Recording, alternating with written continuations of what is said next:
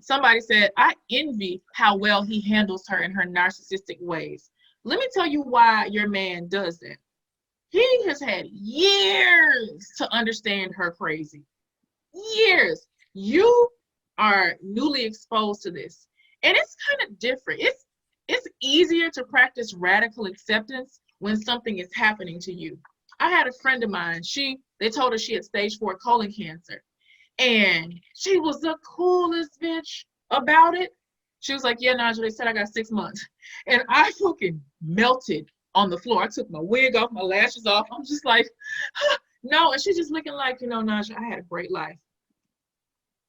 And this is taking over my body. And when I should have gone to the doctor, I did not. And, I know I won't see my grandkids. Like, she was just going through her whole life with me. I'm freaking out. This woman had met a place of radical acceptance. The cancer cells had spread everywhere at this point, and she just wanted to make the best of the end. And when I spoke at her memorial service, I remember telling that story of how I was freaking out. And she was like, listen, chill. So I kind of feel like our husbands, Teresa, maybe one of the reasons that your husband can handle it so well, because this is something he has to deal with. He's accepted it. I feel like radical acceptance is easier when we feel like, this is just a part of my journey. This baby mama, I stuck my thing in there and I pulled out a world of crazy. This situation that I'm dealing with is a part of my life. But some of us still carry on in a state of judgment. And we're like, I don't have to deal with this. Well, girl, you with the man right now. Your ass is on the line. Let's just say I got to deal with it. I want everybody right now to acknowledge, I got to deal with it. Just like you deal with that crazy ass uncle or your crackhead cousin or your cousin that steals or that messy auntie. Like, you got to deal with it. So Teresa says, so here's a comment. It says, my problem is keeping up with when we hate bio mom and then we like her. My husband cannot pick a side. That's not handling, that's straddling the fence, and it drives me nuts. What if he doesn't hate her though? What if he actually can see the humanity in her? We as women, we as stepmothers and biological mothers, we have to dehumanize one another. I talked about this last month on the other call. Dehumanization is something we constantly practice, because if you have to see her as human, then you have to almost see her as an equal to you. Then you got to have compassion and empathy. And then that's when you have to start to admit that she's real. So it's easy to dehumanize her. But your spouse, your partner, your baby daddy, your fiance, your man, your partner, sorry, I want to be all inclusive here. They actually did see her on a very human level at one point. And it might almost be impossible for them to see her otherwise.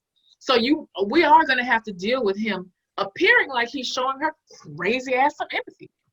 She's crazy. She went to court and demanded more child support. She lied. She keeps your kids away from you.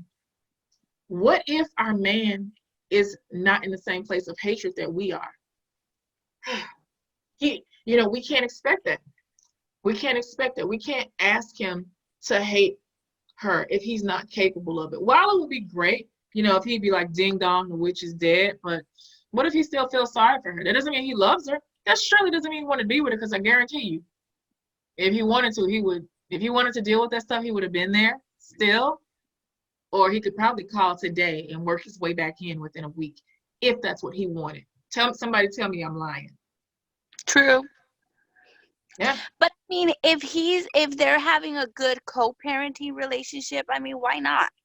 If it's all being, neutral, like he just respects her because that's the mother of, but now if you're getting too emotional and attached, then I'm gonna need you to reevaluate your relationship. See, I think what she was saying is he blocks her. We hate her. He blocks her. We done. She don't did.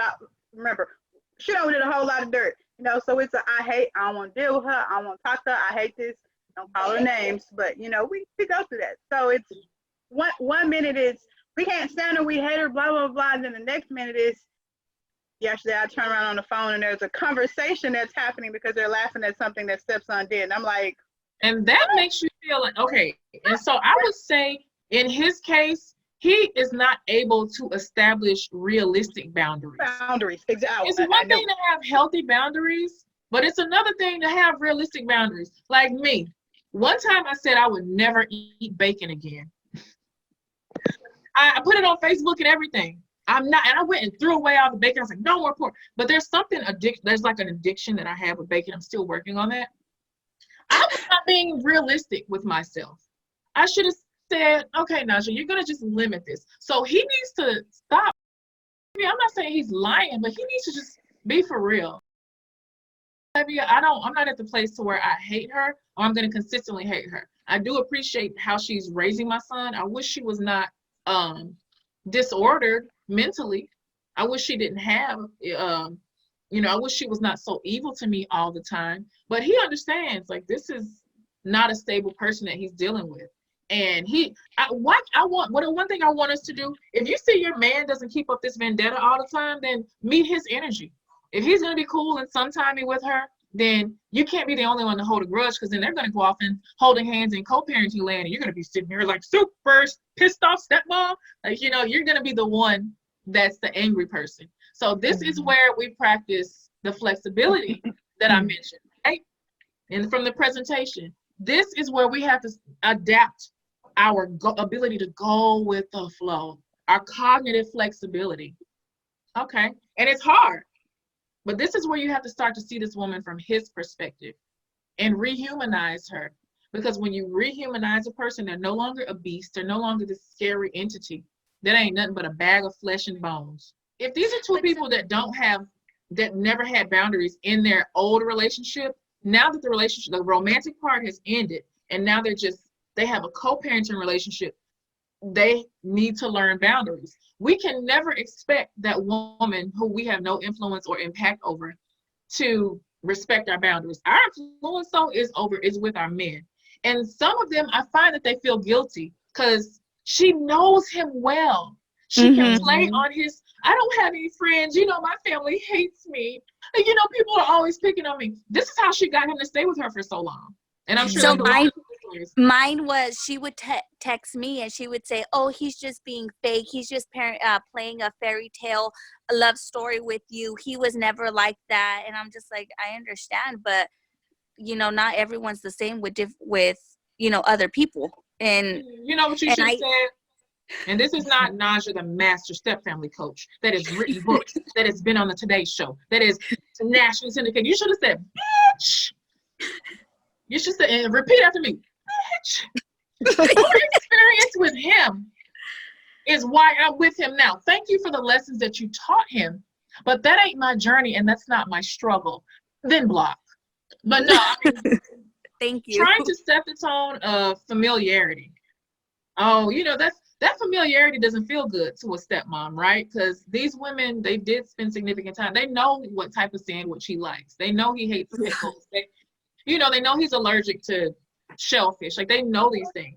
And they'll throw those things in there as little digs to show, honey, he was mine first. Like, that familiarity. As long as your man doesn't do it. Yeah, like, these men don't really want these women back, but they haven't really formed proper boundaries with them. And that's something that, it's really sucky as a second wife or forever wife or last wife or forever partner.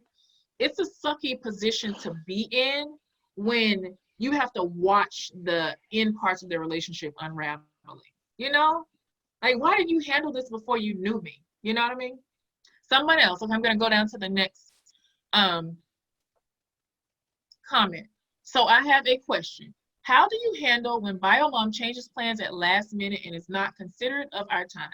I'm pretty flexible and patient, but it gets tiring after a while.